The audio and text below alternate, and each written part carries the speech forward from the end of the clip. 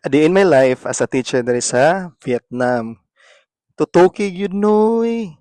Tanaw nakuha nako sa ako ang uniform kay mo duty nako padong diha kan ang unang orasan is 12:00 na sa udto din akong duty sa launa man so nag-fix ko gamay and then akong gihubo akong sanina.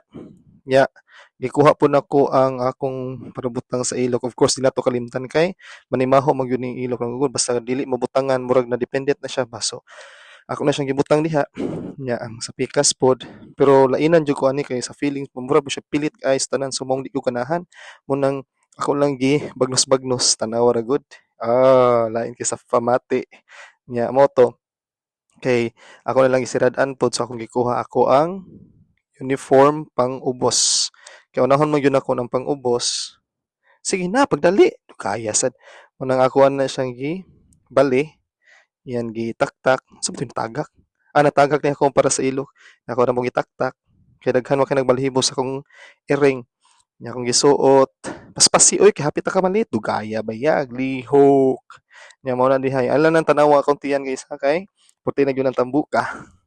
Na nako sa 75 kilos pero sa una naabot kog 90 portong nakuha. So nahabilin dayon ako ang para butang sa para belt. O kani.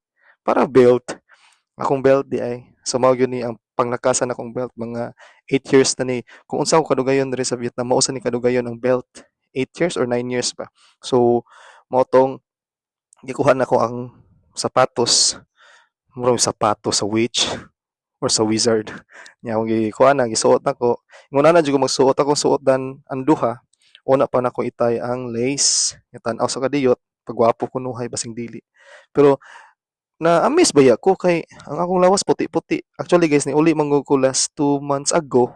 2 months ago ba to? Kung wa pa ko nasayop. O 2 months ago sa Pinas. Porting ito mamangit karon na uli-ulian na pud ko.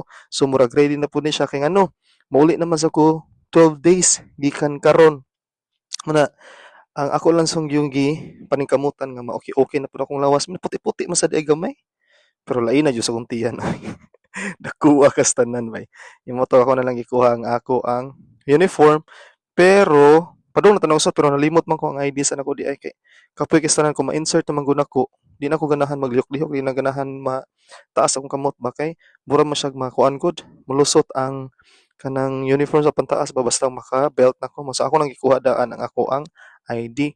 So mao na ni karon ako nang gipadayon kay nagdali-dali po ko ng time guys kay kung ano lang mga 2 minutes or 1 minute kay akong makauban nagpaabot na lang sa ubos dito sa living room kay ang duty na mo na is 12:01 manggoro yung time man is 12:08 mo na siya so mong 1 minute 2 minutes na lang ba yan nagsige na po sila panawag kasi po sila chat aning time man ako na sa ibalik of course na akong iring duaan maguni nag-abot ako gikan sa duty so sporty na gyud ko ba akong class ako ang classroom naman noon unsa naman na ganahan naman jud ko magtudlo ako ang room di ay so ako na po siyang gi-insert mga sakto-sakto pag yun ako no ang uniform sus di gamay na gyud siya pero sa una lawlaw ba kay nako ni katong nagkuan pa ko 65 kilogram pero karon kay sakto-sakto na gyud siya oh tanawa oh igo na po kay sa tanan hasta ang iyahang hasta akong belt kini gyud akong belt guys 40 na gyud ning dugaya mga 8 years or 9 years so ako nang gisuod ako ang ID kay ready na lagi mo duty